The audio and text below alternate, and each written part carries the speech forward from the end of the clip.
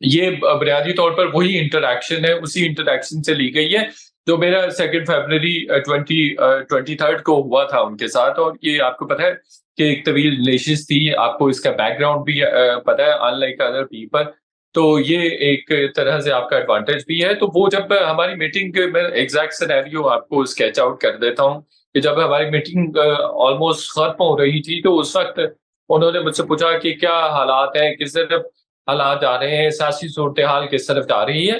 تو اس وقت پھر میں نے بتایا تھا، میں نے ان کو کہا تھا کہ اگر نواز شریف صاحب اینٹی اسٹیبلشمنٹ بیانیاں لے کے چلتے ہیں اور اسٹیبلشمنٹ ان کو اینٹی اسٹیبلشمنٹ بیانیاں لے کے چلنے کی اجازت دیتی ہے، انتخابی میدان میں اترنے کی اجازت دیتی ہے، انتخابی میدان میں جانے کی اجازت دیتی ہے کہ وہ آپ کو بیش کر سکیں، جنرل فیض کو بیش کر سکیں، آصف سعید کھوسہ کو بیش کر سکے، ثاقب نثار کو بیش کر سکے، عمران خان صاحب کو بیش کر سکے. تو ایسی صورت میں بہرحال نواز شریف کے پاس ایک روم موجود ہے، ایک طرح سے وے آؤٹ موجود ہے، جس کی صورت میں اور جس کو اڈاپٹ کرتے ہوئے وہ عمران خان صاحب جو کہ پاپولر لیڈر ہیں ان کو شکست دے سکتے ہیں. اور کوئی ایسا سینیریو، ایسی سچویشن بن سکتی ہے کہ نواز شریف صاحب کو کامیابی ہو سکتی ہے. تو پھر انہوں نے میری بات سے ڈس ایگری کیا تھا. انہوں نے کہا تھا نہیں، میں آپ کی بات سے اتفاق نہیں کرتا ہوں. نواز شریف صاحب نے جو پرویز مشرف کے خلاف ایک مقدمہ بنایا تھا پہلے 2014-15 میں بھی، وہ بھی ایک مسٹیک کی تھی.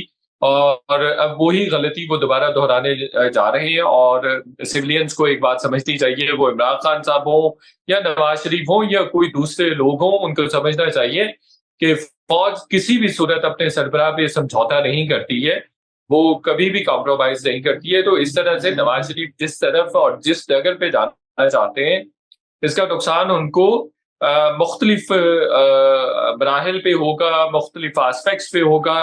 سب سے پہلے تو یہ ہے کہ عمران خان صاحب کے بارے میں تو فوج پہلے ہی اچھی خاصی ڈیفینسو پہ جا چکی ہے اور ان کے خلاف ہو چکی ہے، چونکہ وہ پروو ہو گیا کہ وہ ایک جھوٹے آدمی ہے، اپنے وعدوں نہیں کا لیکن پاس نہیں شاہد کرتے ہیں. یہ بھی الفاظ.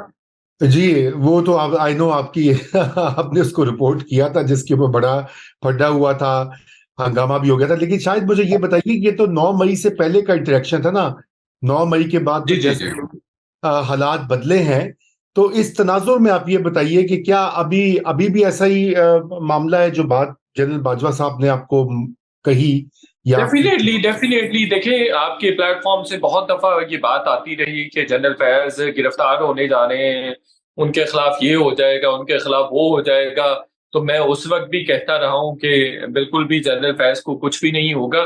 دیکھیں کیسے ہو سکتا ہے، میں اگر سب سے طاقتور آدمی ہوں اور آپ میرے دوست ہیں، قریبی کولیگ ہیں، تو میں کیسے چاہوں گا کہ میرے ہی جیسے رضا رومی کے ساتھ کسی قسم کا ایسے جو انفیریئر قسم کے لوگ ہیں، انفیریئر سویلین انفیریئر ہے، ٹھیک ہے، وہ بالکل سپیریئر نہیں ہے، سویلین انفیریئر ہے، ججز انفیریئر ہے، پولیٹیشینز انفیریئر ہے. تو وہ سپیریئر لوگوں کا یا جو گاڈ فادرز ہیں ان کا احتساب کیسے کر سکتے ہیں یا کیسے سوچ بھی سکتے ہیں. تو دیکھیں اگر فوج اپنے طریقے سے بھی یہ جنرل فیض کو پروسیکیوٹ کرتی ہے یا جنرل قمر جاوید باجوہ کو کرتی ہے، تو اس میں بہت زیادہ ڈویژن آف اوپینین ہے، ڈفرینس آف اوپینین آئے گا. چیزیں جو ہے آپ کو 9 مئی کے بعد تو آپ کو تو ویسے نظر آ رہی ہیں باہر سے کہ شاید چیزیں بہت سموتھ ہو گئی ہیں، تو چیزیں اتنی بھی سموتھ نہیں ہیں. تو دوسرا یہ ہے وضاحت کہ کیجیے، طاقت جہاں پہ. جی سموتھ کیسے نہیں ہوئی ادارے کے اندر؟ جی جی ڈیفینیٹلی اتنی سموتھ نہیں ہے، ابھی بھی چیزیں نہیں ہیں، ابھی بھی بہت سارے چیلنجز ہیں. ڈیفینیٹلی 10-12 سال ایک طرح سے ان ڈاکٹر. آواز آ رہی ہے جی رضا آ رہی رومی ہے، صاحب؟ بالکل آ رہی ہے، اچھا. بولے ہاں بولے. ہاں ہاں دیکھیے 10-12 سال ایک خاص پیٹرن پہ ادارہ چلتا رہا ہے، ایک خاص مائنڈ سیٹ کو لے کے چلتا رہا ہے، ایک خاص آئیڈیالوجی اور ڈاکٹرائن کے تحت چلتا رہا ہے. تو ڈیفینیٹلی اب اس کی پرچ میں تھوڑا ٹائم تو لگے گا. تو اس طرح کے بہت سارے چیلنجز ابھی بھی ہیں، ڈویژن موجود ہے، ابھی بھی بہت سارے ایشوز پہ چیزیں یکجو نہیں ہے یا ایک نقطے پر مرکوز نہیں ہے. تو دوسری بات یہ ہے کہ ایک جو مت ہے، جو ایک انڈرسٹینڈنگ ہے اور ایک جو تھاٹ ہے کہ ہم نے ان ٹچیبل رہنا ہے یا ان اکاؤنٹیبل رہنا ہے یا हमें कोई छेड़ नहीं सकता, हमारी अकाउंटेबिलिटी नहीं हो सकती, वो डेफिनेटली उस पे कोई कॉम्प्रोमाइज नहीं हो सकता।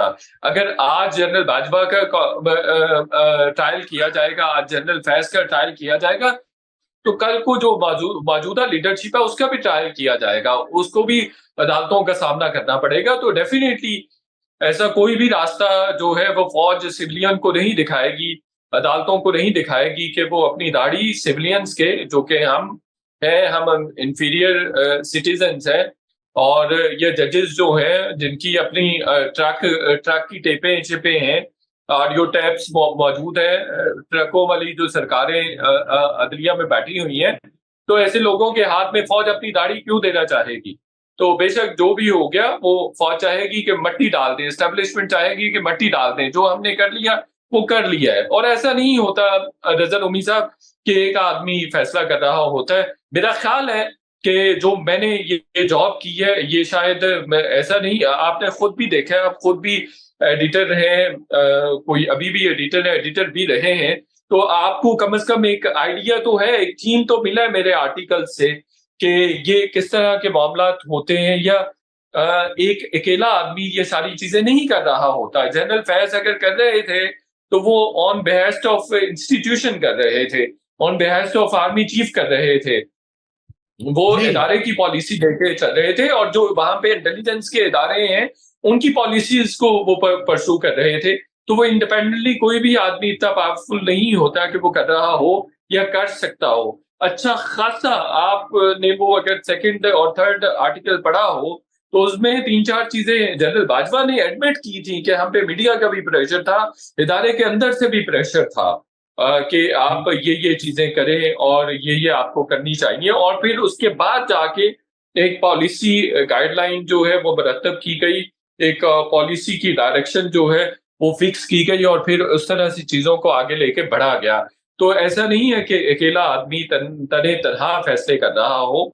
तो इस केस में भी ऐसा ही है कि जनरल बाजवा की और जनरल फैज की जो दो मेरे इल्म में आ रही है कि कुछ ऐसे लोगों से जो अभी मिसिंग है, या कुछ एक दो लोग जो मिसिंग रह चुके हैं, उनसे जनरल फैज के खिलाफ बयान लेने की कोशिश की गई, और बयान लेने की कोशिश की गई, एक दो ने इनकार भी किया। तो मैंने फिर उनको ये कहा था कि भाई अगर आपको बयान की क्या जरूरत है, जनरल फैज तो बिलियनियर्स हो गए, कम से कम 1,000 अरब रुपए के तो मालिक हैं वो और उनकी फैमिली। मैं उनकी फैमिली को जाती तौर पर जानता हूं, जो 2017-18 में बिल्कुल आम से लोग थे, अब वो बिलियनियर्स हैं। तो मैं और भी बड़ी सारी चीजें जानता